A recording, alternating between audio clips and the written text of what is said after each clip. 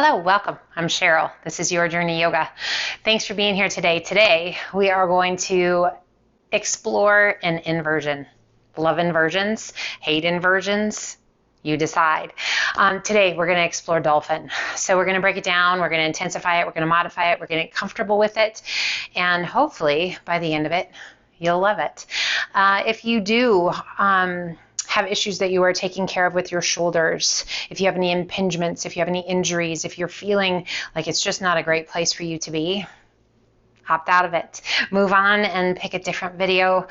You can modify as you want to. If you do go into a deeper place into dolphin pose and it doesn't feel right, back it off to where it did feel right. Gain those benefits, explore, play, be mindful, breathe. All right, so to start today in our dolphin, we're going to come to child's pose and we're going to build from child's pose. So coming onto your mat where you've got plenty of room to the front of the mat and to the back, and we're just going to extend those arms out. Now, if right away your shoulders are saying, hey, I need a little love, pull those hands back. Stack your hands and just let your body weight be heavy. And as we move and progress and play, just be mindful. Keep a sense of humor. Show some grace. Don't judge, don't criticize. Just be kind. So from our child's pose, we're going to extend those arms out nice and long. And we're going to have our hands shoulder width apart, placing those forearms to the mat. And just go ahead and relax your forehead down. So just by creating that shoulder width space and bringing the palms to the mat, what do you feel in that upper back and through those shoulders? I just want you to gently press through the index fingers on both hands, middle fingers and index fingers. So we're just gradually adding a ring finger, pinky, and finally your thumbs. Pressing all 10 fingers into the mat. You feel that activation through that upper back and through the shoulders. How's that feel for you? If it's not great, I want you to relax it back down to that child's pose. Pull those hands back in if you need to. If that is feeling pretty good for you, we're going to lift the forehead. We're going to slowly start to rise. And we're going to bring those shoulders kind of right up over the wrists. I want you to make sure that those elbows are right underneath those shoulders. And again, pressing through all 10 pads of those fingers, lifting out of the shoulders and lengthening through the crown of the head. A slight tuck of your chin down towards your chest and draw that belly button in and up. So one thing that happens as the shoulders start to sag, we let the weight of the upper body work with gravity. I want you to work against gravity. I want you to lift that spine. I want you to lengthen through the crown of the head. And again, keeping that core strong. And just breathe. Kind of exploring. What do you feel like? How does it feel? Do you feel strong? If you're like, I just feel awkward, it's okay. It's a new place. When we come to new places that the body doesn't typically come to, it does feel awkward. Can you feel all 10 pads of the fingers pressing into the earth? Visualize those forearms and your hands on railroad tracks. And we just want to stay that even width apart, those shoulders. Do you feel a little fatigue happening in those shoulders as we're activating and lifting? It's a beautiful thing, guys. That means we're getting stronger. How about that core? We staying strong through the core. Breathe. A couple more good breaths. Just really warming up through those shoulders. Activating the muscles through the shoulders, through the arms, through the chest, through the upper back. Coming to puppy pose, extend one arm out and then the other, and then just gently press the chest down towards the earth as you lift your sit bones towards the sky. And breathe.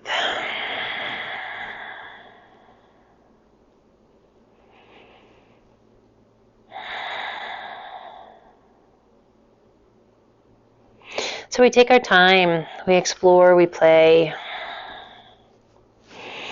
We listen to what our body is telling us as we come into these postures. Making sure that it is the right place to be today.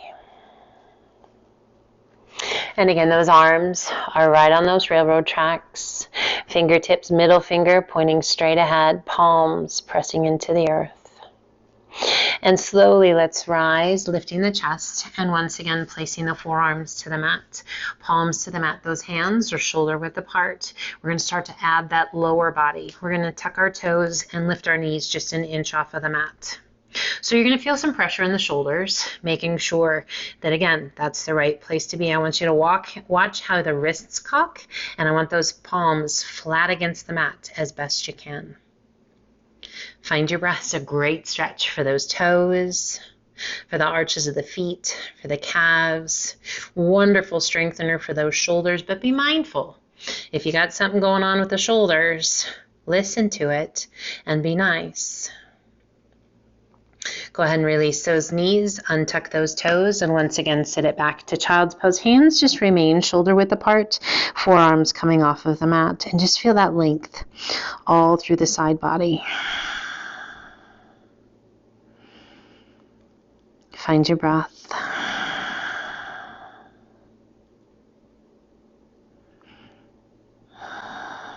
So our dolphin is a wonderful alternative to our downward facing dog.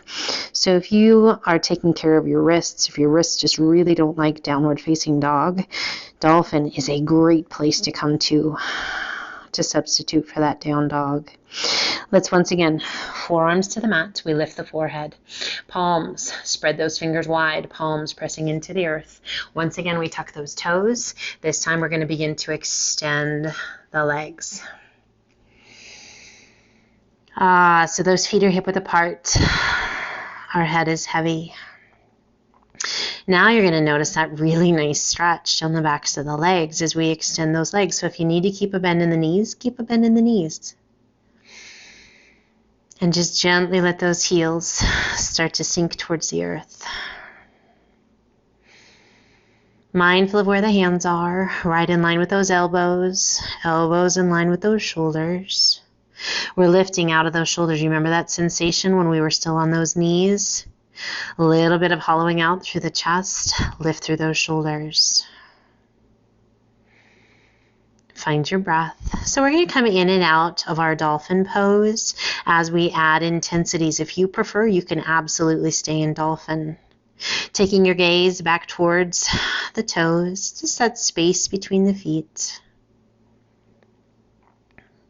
On your next exhale, gently release your knees. Keep those toes tucked under and just gently press those sit bones back. If you like, you can extend those arms, pressing palms of the hands into the mat as you guide your weight back, forehead just gently resting. Or if you like, you can even look forward towards the top of your mat. Just be mindful of that neck. Breathe. Again, those arms finding those railroad tracks. As you exhale, once again, placing one forearm to the mat and then the other.